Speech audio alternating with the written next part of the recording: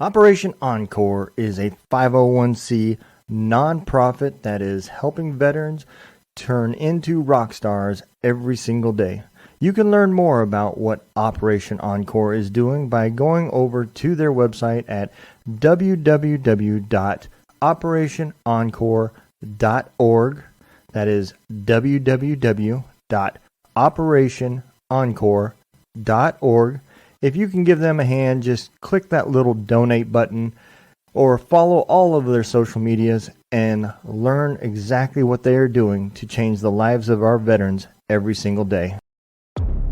Hey, welcome everybody to Drunk Dudes in a Gun Room, man. I am excited. I am always excited when I'm on the air. I love what I'm doing, and I hope y'all are enjoying it as well. So today we have got Jesus Mejia.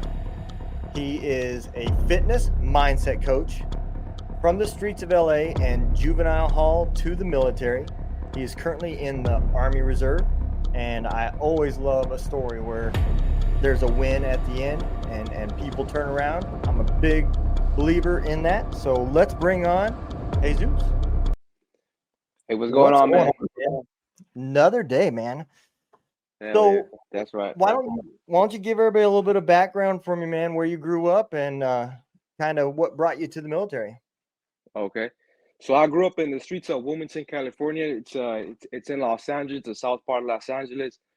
It's a city where, the crime rate's always high, man. It doesn't stop, There's like this little how can I say it, like a phrase that they said, that city is stuck in the 90s, because it's all you see right there, man. You take a walk down the street, everyone's wearing their baggy clothes, baggy pants, and it just over time people end up soaking in that learned behavior, and from there it just goes downhill, man. Um, yeah, man. So that's where I grew up at. And yeah, man. So going through your bio, right? I see, Mhm. and it's not surprising when you describe where you kind of grew up, but you kind of fell into the wrong path and into the gang life. What what actually got you into that? So over time, like from going like to middle school, all of my friends, back then I used to be a skater. I used to skate around, so I used to always be on the street skating. Hmm. And so I would always see people out there, getting shot, or I would, go down the street and I would see people, fucking hanging out, drinking beer, smoking weed, and doing all these illegal activities. And over time, that just became my normal. So, I you know, you're saying? I said I get that absolutely. Oh That yeah. makes sense. Yeah, yeah. So just after seeing that, it just after that becomes my normal. I started to soaking up. I started to soak up that learned behavior, and it just basically became a part of my life as I would think back then with the poor mindset I had. And as I kept growing up, all of my friends started getting into gangs, and everyone started getting into a gang. So especially where I'm from, it's a small city, so it's divided into east and west. And so I would over time I would see my friends start, choosing sides, and it got to a point where I was the last man standing, and I was like, well, fuck, I don't want to choose a side. I'm just Yeah. a skater, I hang around with certain people, but it's not how it works in the street. Once you hang out with certain people and individuals, regardless if you're part of the gang or not, just by hanging out with certain people, people are gonna target you like, oh, he hangs out with the West or he hangs out with the East. And unfortunately for me, because I started hanging out with the East a little bit more, I started getting jumped, and I started getting into fights. So that's when I was like, man, fuck this shit. Like now I have to pick a side. And so that's what really brought me into, the gang life right there. Yeah, no, I completely get that. And it is, when like you said, man, when you see that and your life becomes, I'm not gonna say a hell, but it's a world of different rules. Hmm. At that point, you don't have a choice anymore. Like you said, you can either die on your own or pick a side and fight with, people you would call your brothers. So Yeah, that makes perfect sense, man. yeah, yeah. So where did the decision for the military came? What was that turning point that said, I need to do something else? So yeah, man, like it just started going in my head, man. Like I started, like after being in and out of jail, and just seeing my it got to a point where I was fucking up so bad that my family didn't really want anything to do with me, because all Yeah. I knew was just, bad behavior that, because what doing right for me felt wrong, and what felt, and what doing wrong felt right for me, Yeah. so over time of me just, every now and then I'll be up all night. I'll be like, man, fuck, man, like I need to change my life. I need to find a way to get out of here, regardless of what the fuck the homies are gonna say, or the people that I hang out with, whatever they're gonna say. It got to a point where I'm like, I don't give a fuck anymore. It's about me. I want something better for my life, and so that's when I was like, you know what? I don't know what it was. I seen an ad, and I'm like, oh shit, the army, like hell yeah, like I like doing that. That looks cool. I mean, shooting at people, all this stuff, and I'm like, well, I mean, I'm basically already fucking doing it, so I mean, Yep. let's give it a go, right? At And then least you're getting I paid for it now, you know? yeah. Yeah, man. And I was like, well, fuck, that looks like an easy route, and it's something that I always wanted to do. I always wanted to join the military, but like I said, it's just the gang life got in the way, especially when I like how I said, when you pick a side and before you know it, you're locked up, and then now you fucked up your life with your record. And that's when I was like, man, fuck, like now I can't join the military. And then so one night I was like, you know what? I was on Instagram. I'm like, let me hit up a recruiter. Like, let me see what chances I have. I have nothing to lose. If he says no, I can, then I don't lose nothing. So one night I Yep. just hit him up. I hit up a recruiter, and I'm like, okay, well, let's see what he has to say. And from there, it was just like, okay, well, like let's do it. Like, and he was like, okay, that shouldn't be really much of a problem. And that's when I'm like, what the fuck? Like this whole time I could have joined. Like it was a process. Don't get me wrong. It took me like almost a year and a half to join the army. But I had to get certain tattoos removed. I had a tattoo on my neck that said 310. Mhm. I had three dots right here in my eye. I had a cross on my finger with like it was a gang related cross. And I had to get all these tattoos off. But at the end of the day, it was part of the sacrifice for the better life that I was going to create, Right. and at the end of the day, it was all worth it, man, because like now where I look at, like now where I'm at right now compared to where I was 3 years ago is way different, Yeah. especially everything that the military taught me. It was for the better, man. Yeah, oh, absolutely. And a lot of people don't realize this. When you started out, did you start out active or did you come straight into the reserves? So I started off in the reserves. Okay. I Yeah. did too. I did the same thing. So a lot of people don't know this about the Mhm. military, especially in the active. There's a big gang issue in the military. Um, Oh, of course. it's like you said, it's a great place to get training.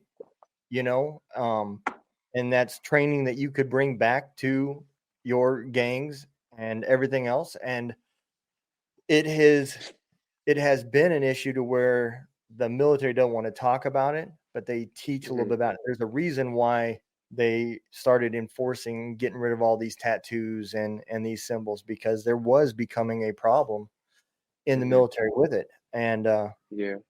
I think uh, I think it sounds like you made an amazing choice, man, because it wasn't about coming in to get training to take back the streets. It was about improving your life and potentially your family's lives. So Yeah. hats off to you, brother. Hell So yeah. so you came in the reserves. What MOS did you choose when you came in?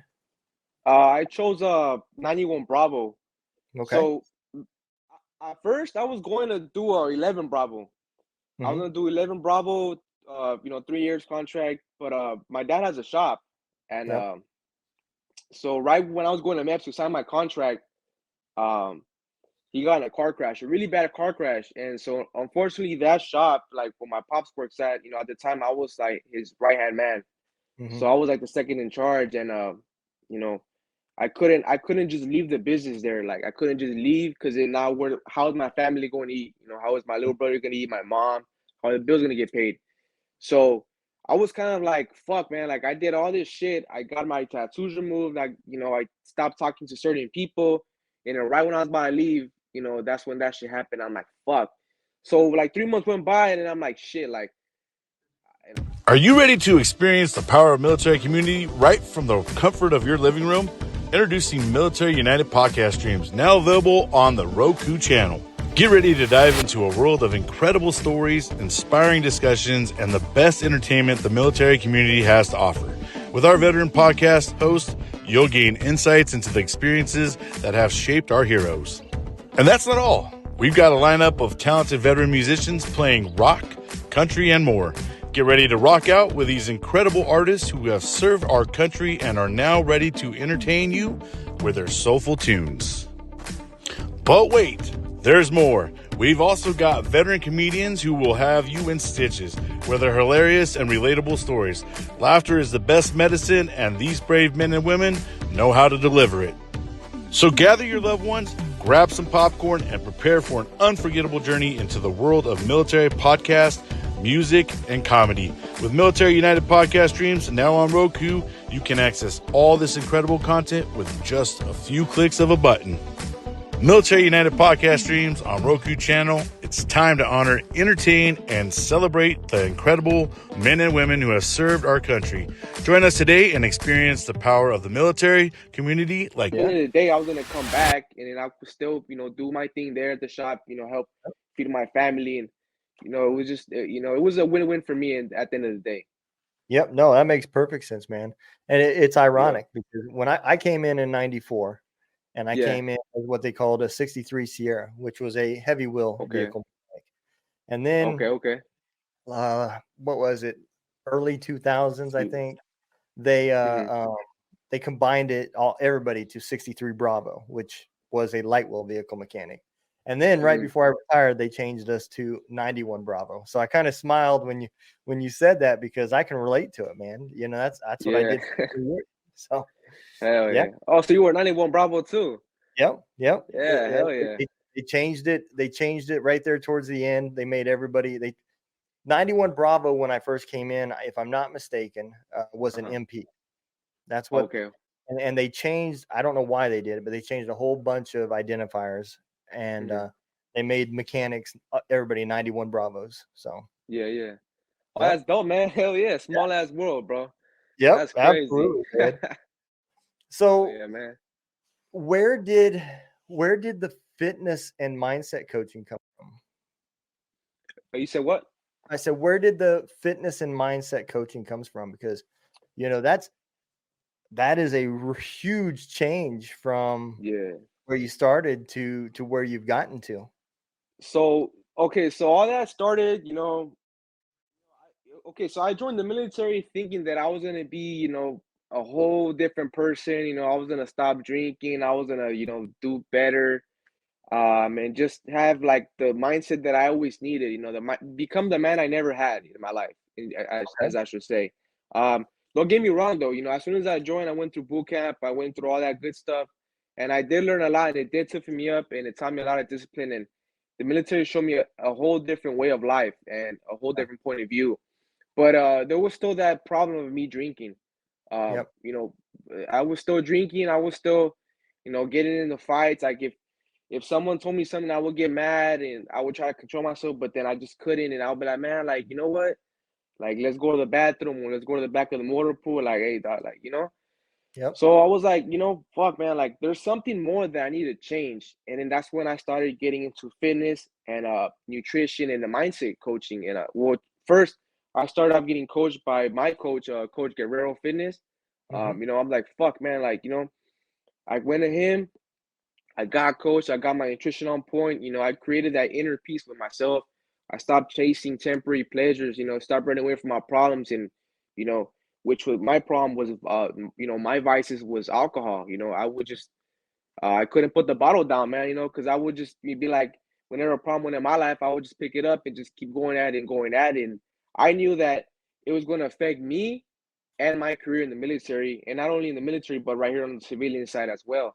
So I Yeah. had to drop that, man. And yeah, man, as soon as I hit up my coach, I got coached, I had my transformation, lost fat, build muscle. I created new hobbies along the process, like reading books, um, you know, uh, like coffee, I drink coffee now, and Yep. yeah, man, it just is good because like now when I have a problem my way, I don't crack, I don't fold, and I run off fate now, like not fear, like Yep. I just fate, like running off fate is even if I lose this or lose it all, like I'm still gonna stick to the plan. Fear is Yep. like what if I lose that? What if this happens? Now I flip the reverse, I reversed it. I'm running off purpose and fate now. Yeah, no, absolutely, man. And I went through a program. It was Hmm. kind of a group therapy program, Hmm. and that was the toughest part for me, was changing the mindset. It wasn't Yeah. so much, I could do the physical things. If Hmm. I had to stop drinking, or I had to do this, or I had to do that, watch what I eat, Hmm. I could do all those things. Hmm. But that temper, man, you know, Yeah. I it would catch me so fast that I couldn't even think about what I'm about to say, and it was affecting my civilian job. It was affecting me and my family, and that was the worst part. And so, I commend you, man, because it ain't easy. And Yeah. on top of that, um, you did this from the reserve component, and Hmm. why I say that's harder is because if you were active, you would be taken out of that environment completely and put in a Yeah. whole controlled environment. Well, you've now got all the same temptations. You're still living in the same area. The people that you used to hang with are still there. The gangs are still there. When you're not on drill, that temptation to drink and not be military disciplined could easily be there compared to those active components, man. So, Yeah. not only did you do it, but you did it the hardest way possible. Yeah, man. And like I said, that's when the mindset comes in, because like I always tell everybody, man, temptation is always gonna be there. It's never gonna stop coming into your life. And that's well with problems. Like the more you want a life, the harder it's gonna get. It's Yeah. just like the more you ask for it, the more problems gonna get. But it doesn't matter if you're gonna make that problem a speed bump or a brick wall. And that's what it is, man. Like when I first came back here after I finished my initial basic training and initial training, my Hmm. MOS school, I came back and I came back to everything again. I thought I like that's why I had to hop on that team and get that coaching because like everything was I took a break, but I came back to the bullshit again. Yep. And it was like now I'm like, well, fuck, now I can't run away from it. It's here. I can't run away from the vices. I can't run away from the gangs. I can't run away from this. And I'm like, well, fuck, the minute I changed my perspective and perception, that's when everything changed, man. I started viewing shit positive. I'm like, okay, well, yeah, it's still here, but am I gonna view it as negative or positive? Am I gonna view it as something positive that's gonna make me better, or something negative, and just let my energy just flow to that? So that's the main thing right there, man. Mindset, because it doesn't matter if you have all the money, the success, the cars, whatever you want. If you don't have this on lock, you don't have Yep. the proper tools to handle problems, you're going to lose it all. Yep. In the split second, like how we talked about now with temper. Because just like that, man. If you're running off emotions, emotions are temporary, but the decisions you make are forever. You know, Yeah. the No, actions you're you take you're today. right. Yeah. Yeah. And the other thing about that too, you mentioned, by chasing those prized possessions, Hmm. I made that same mistake. I wanted Yeah. my own business, and when I got out of the military, I started my own trucking company, and then Hmm. Hell yeah. money started coming in, and I wasn't just happy anymore just owning a business. I needed to have this. I wanted a diesel truck. I needed a Hmm. new semi. I needed this and I needed that. And no matter what I got in my life, I still wasn't happy. There was Hmm. nothing happy about the things that I had. Hmm. Oh great, it's here, I got it. And then after that, it's back to, well, now I need something bigger. I need something better. And Yeah. it took me years to learn that unless you are happy with yourself and you love who you are, you're never going to be pleased. You're never going to be happy because you can't buy what you're chasing. You may not know what it Yeah. is, but what it really is inner peace. Yep. And Hell yeah. I think that's a big part of what a lot of people go through is they don't know how to look for themselves, because when Hmm. they look in the mirror, they don't like who they see. Yep. So Hell yeah. you've got to not only change the mindset, but you got to build the confidence, and you have to build the purpose, and a lot of them by this time have lost the motivation, so you've Hmm. got to rebuild all that stuff. Yeah, hell yeah. So let me ask you this. When you get a new client, right? You got a Hmm. new person that you're going to start coaching. Hmm. Where do you start with them? So, at first when I start with them, I have them fill out this form, like their goals. Like, okay, like, do you want to drop weight? Like, is your mindset on point? And like, of course, like, regardless of what it is, I'm going to give each client the same amount of information and tools. And, each kind of comes in, the first thing we do is we get that nutrition on point, because the first thing that you want to do is, get that on point, get that confidence. And like how we talked about it. Can you look in the mirror and be proud of the man you are? Yep. Because once the mind is where it needs to be at and the body is where is where you want it to be at, that's when you create that true inner peace, because you're no longer like trying to find unearth happiness, because now you're truly happy with yourself, and you created that that vision of yourself that you truly want. And so we get them shredded, we get them their nutrition on point, so that way they're still eating good, they can do what they want to do, but they got, they're still losing fat and building muscle. And on top of that, every Sunday with my clients, we always give a one-on-one coaching call. We do overlook of the week. All right, how are you doing? How's everything? How are you feeling? How are the workouts? Are you dropping weight? And then from there, we start hitting the mindset. Like they start hitting me with the, oh man, like I feel good, but I feel like giving up. And then that's when we hit them with the mindset, like, hey man, look, and we give them the breakdown, and we just keep going at it, man. And it's a good feeling, because I know what it's like to be on the other side of that screen, because I was once there. I was not yet fully developed in the mind and the body. And Yeah. it feels good to share information, because like my coach said, what good is information if you don't share it? You know, Yeah. like if Absolutely. it's no value, just you holding it in. You got to spread it out, because you never know who might need to hear that, regardless if it's something so little, so that's why I always, my clients, I'm always on the phone with them every day. I call them, hey man, how you doing? How's everything? Oh, okay, cool, and I always tell them, man, I'm always available 24/7. Like the other day I had a client call me like 2 in the morning. He was like, man, I'm tempted to drink alcohol, man. Like I'm fiending right now, but like I could have not answered. I could just rolled back to sleep, but Yeah. I was like, man, nah, like this guy, signed up with me for a reason. He trusts me, to help him develop himself and create that person that he really wants to be, man. So I'm always there for my clients, regardless of what it is. Yeah, I think that's important because Yeah, without that, you're not going to have the trust. And yeah, and I know from the military side of that, once you break that trust, man, it's impossible to get it back. yeah. That's true, So man. when you're at drill weekend, man, and I know it's a little bit different because the reserve components get that civilian life as well.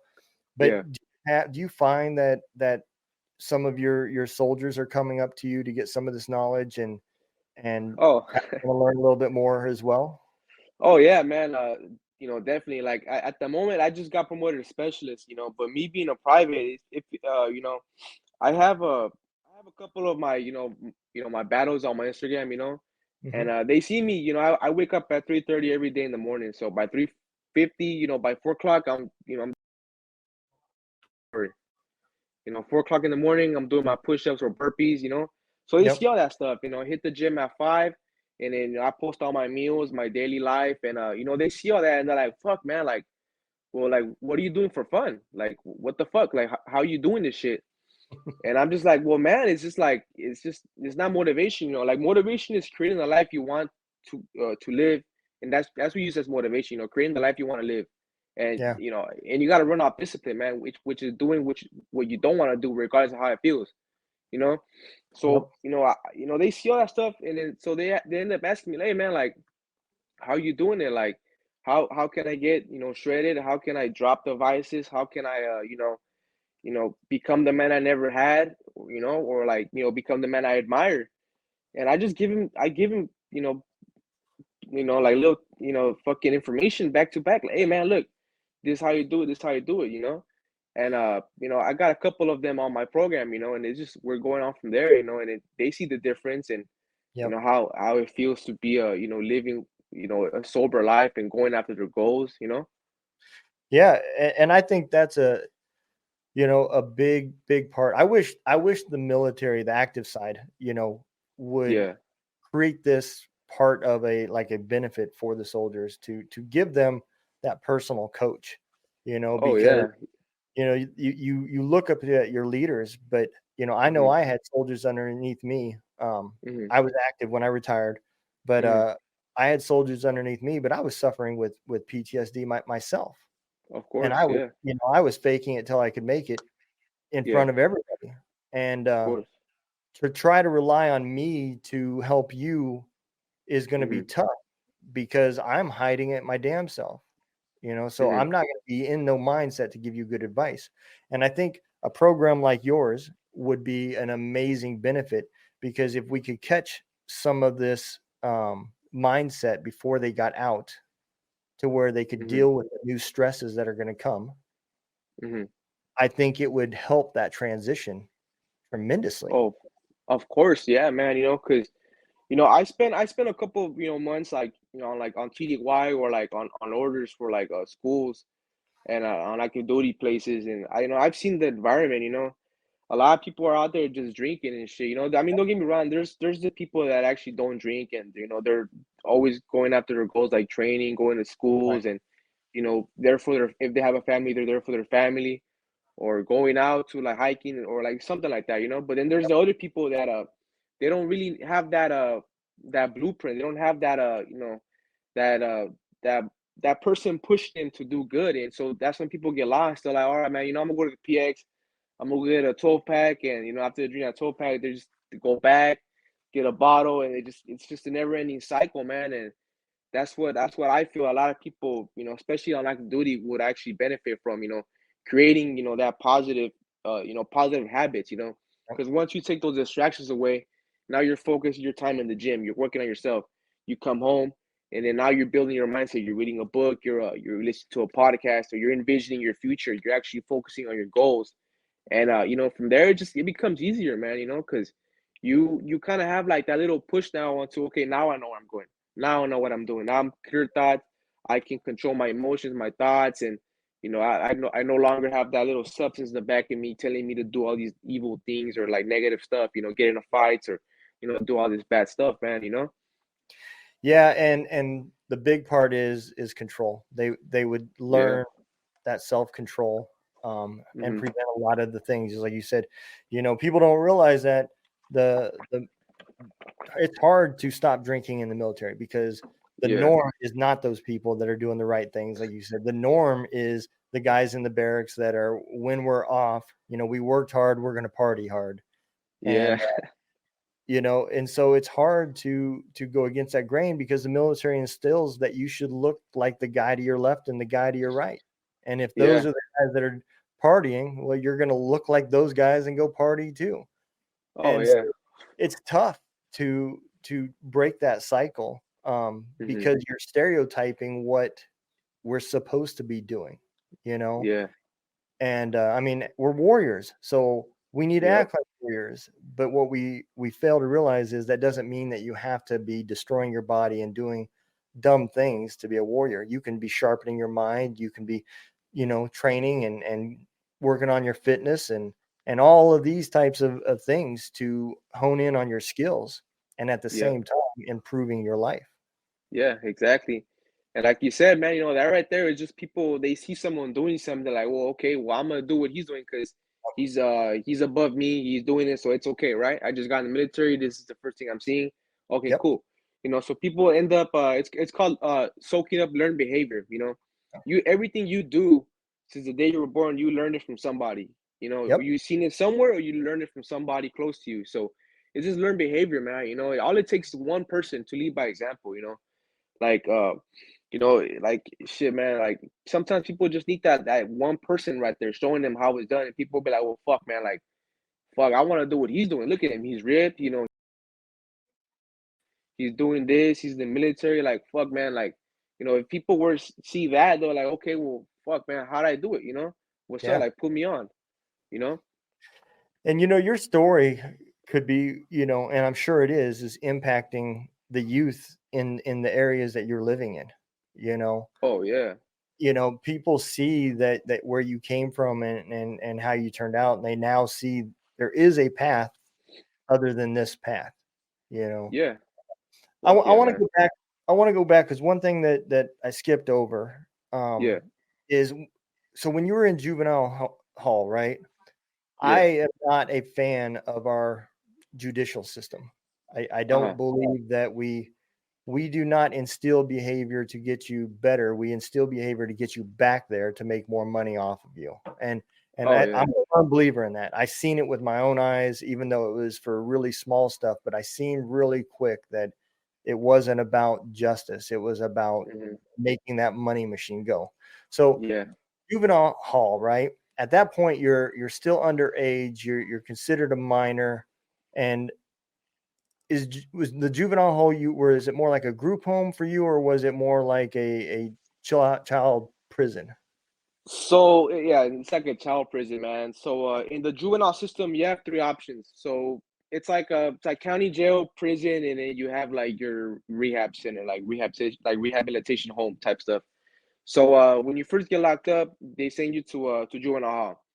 You're there for 3 days. If you're on the weekend, then best of luck to you. Then because now you're there for 5 days, because the weekends don't count. And then so I said like speedy trial, so 3 days, and then you go to court. Mm-hmm. Um, yeah, man. Once you get your sentence, either you're going home because sometimes uh they give a lot of minors a slap on the wrist sometimes. If it's your first offense, that's what happens. They give you a slap on the wrist. So either you go home on house arrest, probation, and whatever happens out there, it happens out there. Or they send you if it's a big case, then you go to CYA, which is called Central Youth Authority. No, Mm-hmm. yeah. And so you go there if it's like you're doing like hella time, if you get like adult life or juvenile life, I should say. And then if not, then you get sent to a group home. Like that's just like a nurse slap on the wrist. Like if you have nowhere to go, then they send you to group home, um, or a camp. A camp is just like a camp is just something like it's like a watered down version of jail, but it's kind of like like you said, it's kind of more like a little. They have you doing activities, open bays. It's kind of more relaxed, Mm-hmm. but it's still kind of jail though. You don't have a Right. phone. You get a phone call every now and then. There's still fights and everything in there. So where I went when I first got locked up, I got sent to juvenile hall. That's where everybody goes right away. So I was there for I got there on the weekend, got there on a Friday, so Thursday, so Friday, and then Saturday, Sunday didn't count, and Monday, Tuesday, and then Wednesday I went to court. Uh, yeah, man. So I was 14. I got caught in a stolen ride, so they gave me a slap on the wrist. Went home on house arrest. Whatever. After a month, I got my house arrest ankle taken off, and then yeah, man. I was on probation. A couple months go by, and I'm back in, man. I'm back in, and from there it was just I didn't get out from that sentence for another year, a year and 2 months. So I was there for quite some time, but in there it's in juvenile hall. It's like you're in a cell by yourself, so it's kind of more it kind of sucks more because now it's really challenging your mind because you're in the cell for 21 hours in one day. You know, of course they take you out for 1 hour for 30 minutes, or whatever to go to to shower. But it was just more of the time you spend it in your cell by yourself, man. So it was very if you don't control your mind or you're not doing push-ups or reading books, something it's gonna drive you nuts, man. And Yeah. I've seen it, man. A lot of people go crazy, start banging on the doors and shit. It's just just being locked up 21 hours in one day, especially so young. Feeling Yeah. hopeless. It gets to you, man. Yeah. No, absolutely. Yeah. What I was going to ask is, Hmm. any time during this process, did you Hmm. did you see any type of mentor program coaching like what you do? Was there anything like that offered? Nah, man, not really. The only time that I did see something like that was if you went to school. So like if you were like behind crates, like if you can like I guess like raise your hand, be like, hey, can I go to school? And they would take you to school for like 30 minutes, right? And like the teachers there will kind of help you out. They'll be like, hey man, like like they'll give you a little lecture, try to help you out. But at the end of the day, you go back to your cell, you're like, well, fuck, I'm still here, you Yeah. know? So Yeah, you see man. So 30 minutes for somebody to try to help you. I mean, yeah, I mean, that's not a mentor program at all. Yeah, You know, man. they may feel bad and they may want to help, but you know, Yep. this is another thing, another reason why I say, you know, Hmm. there's this is the time right there, you know, our youth is more spongeable, you know, Yeah. they learn bad stuff from watching other people, but they can learn good stuff from watching good people as well. Yep. And Hell there yeah. really needs to be some sort of mentor program that can kind of step in and be that person's role model for them to see the good stuff. And Oh yeah, of course. I think that would, you know, it's not going to save all. I mean, Yeah, let's be realistic. You can't have good without bad. There has to be a balance in the world.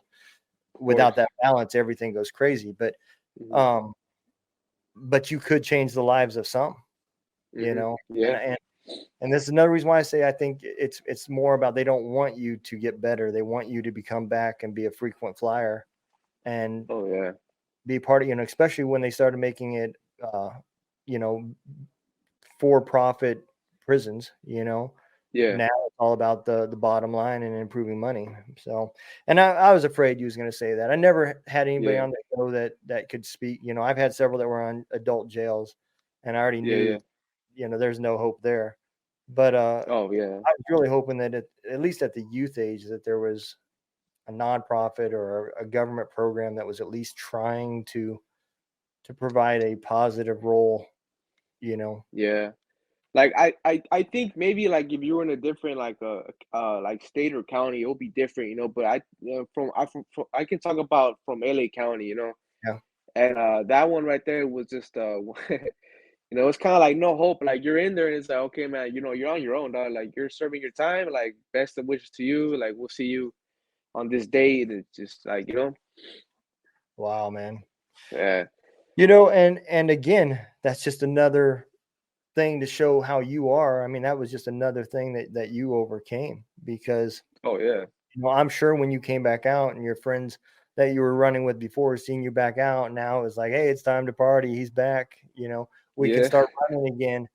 And you kind of had a little bit of maybe some clout that you know, for what you did, and now that makes it even that much harder because now you became Yeah. somebody. You're not just another person in the gang. You're now somebody that's done Yeah. something, and that makes it even harder to leave. And you Yeah. still managed to beat that.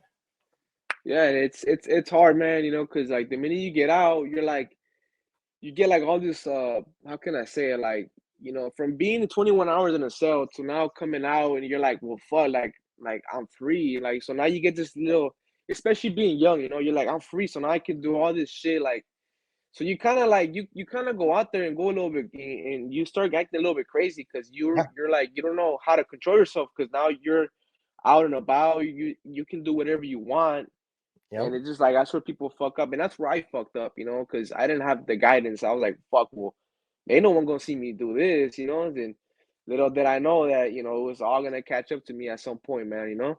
Yep. Yeah. Absolutely, man. Yes, Well, sir. brother, let me bring you forward, and I want you to tell Mhm. everybody about how they can find you, where they can find your program. I've had your Instagram running at the Yes, bottom, sir.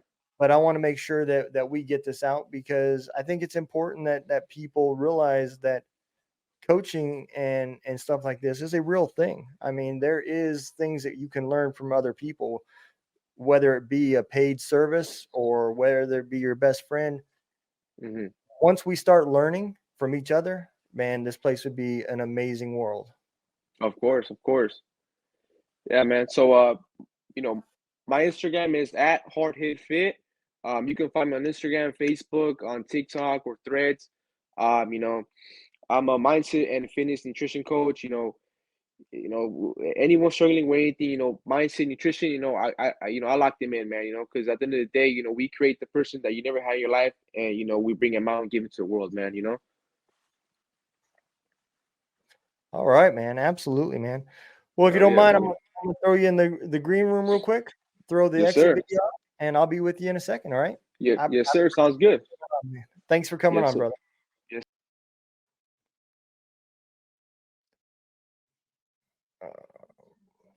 So, one thing, you know, I love about this, I always love a positive story, and to hear his story, man, if you can change from something like that, anything is possible. You know, I know there was a lot of times when I was hearing his story, I was thinking back at things that I went through, and I was like, I really didn't go through stuff compared to him. And to see him overcome it makes it better for other people to overcome the stuff that they're going through. Learning about his services, learning about life mindset coaching and physical fitness coaching, all of that stuff ties together. So I want you guys to follow him on his Instagram, show him some love, at least follow. I'm sure he throws a bunch of great content out there for you guys to pick up from. And after you look at it for a while, you may even want to become a client and learn a little bit. So I want y'all to know I love every one of y'all for watching the show. I love what you guys are doing and how you've been helping me. So let's just keep it going. And remember, at the end of the day, don't let the day kick your ass. Kick its ass.